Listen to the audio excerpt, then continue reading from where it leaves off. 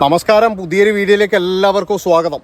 ഇന്നത്തെ ഒരു വീഡിയോ എന്ന് പറഞ്ഞു കഴിഞ്ഞാൽ ഞാൻ വേണ്ടാന്ന് വിചാരിച്ചതാണ്. കാരണം ഇങ്ങനെയെങ്കിലും ജീവിച്ചു പോയിക്കോട്ടെ, കാരണം വേണ്ട കയ്യില എന്ന് വിചാരിച്ചാന്ന്. വേറെ ഒന്നുമല്ല, നമ്മുടെ ഗോപൻ സാമുവിൻ്റെ തന്നെയാണ്.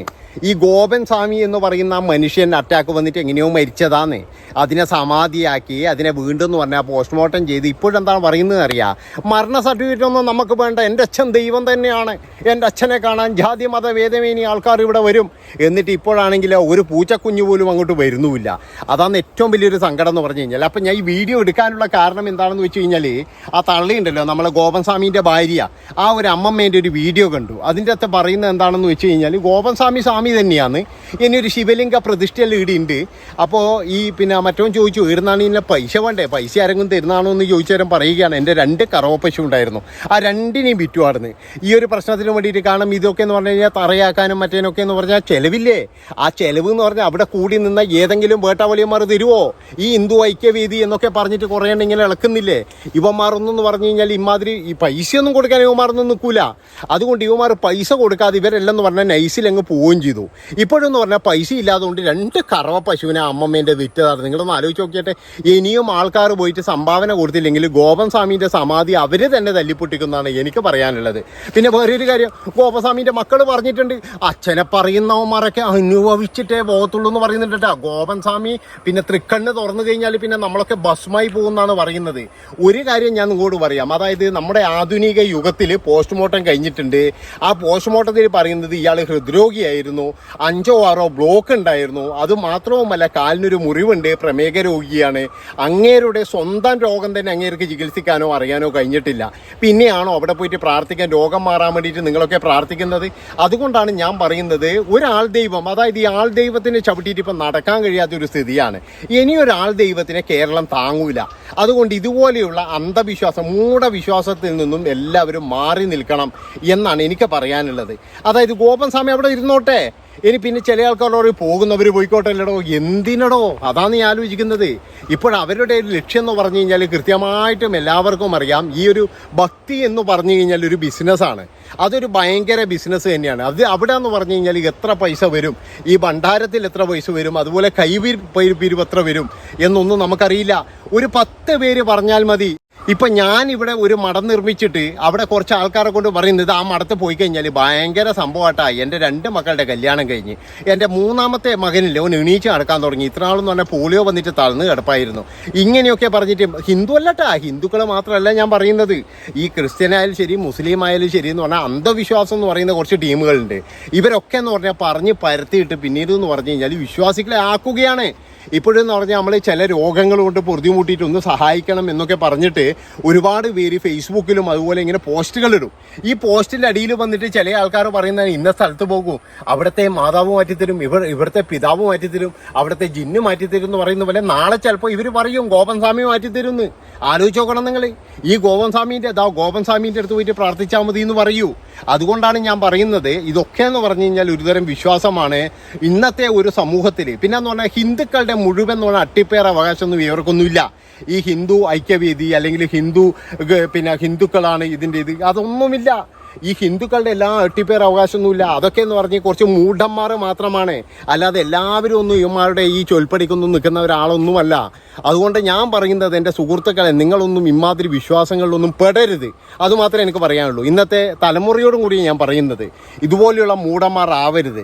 അപ്പോൾ എനിക്ക് പറയാനുള്ളത് എന്താണെന്ന് വെച്ചാൽ, റിപ്പോർട്ടർ ചാനൽ ഇതിനിടയ്ക്ക് പോയി ചോദിക്കുന്നുണ്ട്, അതായത് ഇവിടെ ആരെങ്കിലും വരുന്നുണ്ടോ എന്നൊക്കെ ചോദിച്ചപ്പോഴേ അന്ന് അവിടെ ഒരു ഈച്ചയും പൂച്ചയൊന്നും ഇല്ല, ആരും വരാനൊന്നും തുടങ്ങിയില്ല. ഇവർ വിചാരിച്ചത് എന്താ അറിയാം, പിറ്റേ ദിവസം മുതൽ ഇവിടെ എന്താ പറയണ്ടേ, കുറച്ച് ഹോട്ടലുകളും ലോഡ്ജുകൾ വരെ വരും, അത്രയും ഭയങ്കര പുരോഗമനമായിരിക്കും മറ്റേ ഗോപൻ സ്വാമി എന്ന് പറയുന്ന ആ മനുഷ്യനെ കാണാൻ.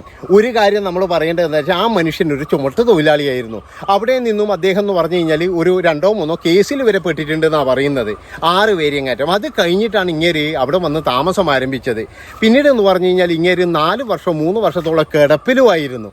ആ മനുഷ്യനെയാണ് ഇവരെല്ലാവരും കൂടി കൊണ്ടുപോയിട്ട് സമാധിയാക്കിയത്. ഇപ്പോഴും എപ്പോഴും പറയുന്നത് എന്താ വെച്ചാൽ മരണ സർട്ടിഫിക്കറ്റ് ഞങ്ങൾക്ക് വേണ്ട എന്നൊക്കെ പറയുന്നുണ്ട്.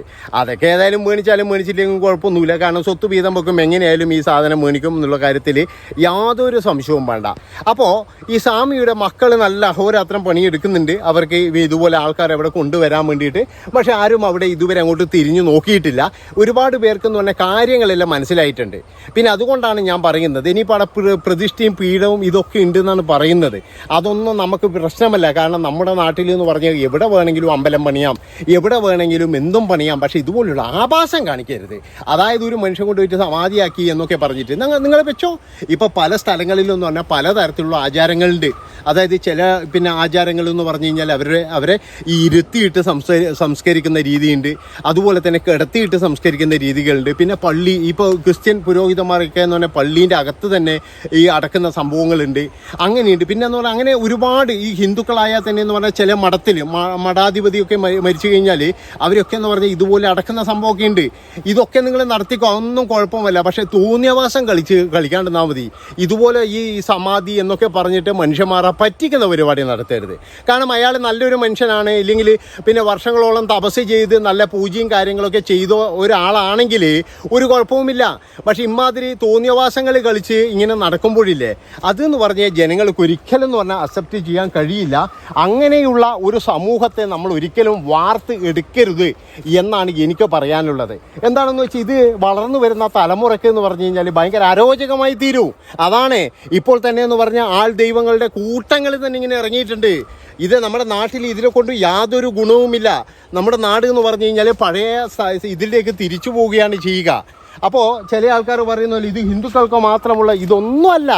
ഇതിൽ ഹിന്ദുവായിട്ട് യാതൊരു ബന്ധവുമില്ല. കാരണം ഹിന്ദുക്കൾ എല്ലാവരും ഒന്നും ഇതുപോലെ അനാചാരങ്ങളും, അതുപോലെ മുസ്ലിങ്ങളാണെങ്കിലും ഇതുപോലെ അനാചാരങ്ങളും, പിന്നെ ക്രിസ്ത്യൻ ആണെങ്കിലും ഇതുപോലെ അനാചാരങ്ങളും മാത്രം കൊണ്ട് നടക്കുന്ന ഒരാളുമില്ല. ഇതൊക്കെ ചുരുക്കം ചില ടീമുകൾ, വേട്ടാവളിയന്മാർ തന്നെ ഞാൻ പറയുള്ളൂ ഇവന്മാരാ. അപ്പം ഇങ്ങനെയുള്ള ടീമുകൾ മാത്രമാണ് ഇതൊക്കെ ചെയ്യുന്നത്. അപ്പോൾ അതാണ് ഞാൻ പറയുന്നത്, ഗോപൻ സ്വാമീൻ്റെ വീട്ടുകാർ കടുത്ത സാമ്പത്തിക പ്രതിസന്ധിയിലേക്ക് തന്നെയാണ് ഇനി പോയിക്കൊണ്ടിരിക്കുക. കാരണം അവർക്ക് ഒരുപാട് ബുദ്ധിമുട്ടുകൾ ഉണ്ടാകും. പക്ഷേ ആ ബുദ്ധിമുട്ടുകളൊക്കെ ഈ ഭക്തജനങ്ങളിൽ നിന്ന് പിരിക്കുക എന്ന് വിചാരിച്ചു കഴിഞ്ഞാൽ ഒന്നും നടക്കാത്ത കാര്യങ്ങളാണ്. നിങ്ങൾ വിളക്ക് കത്തിച്ചോ, നിങ്ങളുടെ കുടുംബപരമായിട്ട് തറവാടുപരമായിട്ട് വിളക്ക് കത്തിച്ചോ. പക്ഷേ ഇതുപോലൊരു അനാചാരങ്ങൾ, ഇവിടെ ഒരു അന്ധവിശ്വാസം വരുത്താൻ നിങ്ങൾ ശ്രമിക്കരുത്. അതുപോലെ ഇതൊരു വലിയ പീഠമാണ് എന്നുള്ള തരത്തിലൊന്നും നിങ്ങൾ എന്താ പറയുക ജനങ്ങളെയൊക്കെ അങ്ങ് ക്യാൻവാസ് ചെയ്യാം അങ്ങനെയൊന്നും വിചാരിക്കരുത് എന്നാണ് എനിക്ക് പറയാനുള്ളത്. പിന്നെ നിങ്ങളൊക്കെ എന്ന് പറഞ്ഞാൽ ജീവിക്കുന്നതെന്ന് പറഞ്ഞു കഴിഞ്ഞാൽ ഒരു നിയമം ഉള്ള ഒരു നാട്ടിൽ തന്നെയാണ്. അവിടെ എന്ന് പറഞ്ഞു കഴിഞ്ഞാൽ നിങ്ങൾക്ക് മരണ സർട്ടിഫിക്കറ്റും എല്ലാ കാര്യങ്ങളും വാങ്ങിക്കേണ്ടി വരും. അതുപോലെ തന്നെ നിങ്ങൾ ഇപ്പോൾ തന്നെ കണ്ടില്ലേ, നിങ്ങളന്ന് എന്തൊക്കെ കളികളാണെന്ന് കളിച്ചത്. അതായത് ഒരു കാരണവശാലും ഇത് കല്ലറ പൊളിക്കാൻ വിടില്ല, അല്ലെങ്കിൽ ഒരു കാരണവശാലും ഞങ്ങൾ ഇവിടുന്ന് എഴുന്നേറ്റ് തരില്ല എന്നൊക്കെ പറഞ്ഞിട്ട് നമ്മുടെ നിയമം തന്നെ പറഞ്ഞില്ലേ. നമ്മുടെ ബഹുമാനപ്പെട്ട കോടതി തന്നെ എന്താ പറഞ്ഞത്, ആ കല്ലറ പൊളിക്കണം, അതിലുള്ള ഗോപൻ സ്വാമിയെ എടുത്ത് പോസ്റ്റ്മോർട്ടം ചെയ്യണം, അയാൾ എങ്ങനെയാണ് മരിച്ചത് എന്ന് കണ്ടെത്തണം. ഇനിയിപ്പോഴും രാസപരിശോധനാ ഫലവും കാര്യങ്ങളൊക്കെ വരാനുണ്ട്.